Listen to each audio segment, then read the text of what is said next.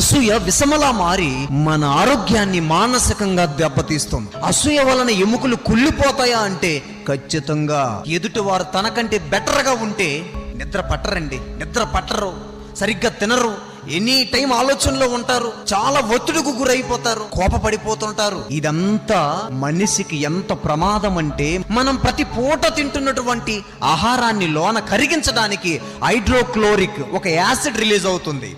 అయితే అది మోతాదులో రిలీజ్ అవ్వాలి. ఎక్కువ రిలీజ్ అయితే మన శరీరాన్ని లోన కొరుక్కుంటూ ఎముకల మీద ప్రభావం చూపిస్తుందంట. అయితే అసూయ ఎవరిలోనైతే ఉంటుందో వారిలో ఎక్కువ ఈ హైడ్రోక్లోరిక్ యాసిడ్ రిలీజ్ అవుతుందంట. వారు లోన శరీరాన్ని తింటూ ఎముకల మీదకి వెళ్ళిపోద్ది ఎఫెక్ట్. ఇప్పుడు ఏమైపోతాయి? ఎముకలు కుళ్ళిపోతాయి లేదా పాడైపోతాయి. దేవుడు మన ఆరోగ్యం కోసం ఎంత బాధపడుతున్నాడో ఆలోచించండి. అసూయను వదిలి ఆత్మీయంగా బ్రతకండి. అసూయను వదిలి ఆరోగ్యాన్ని కాపాడుకో.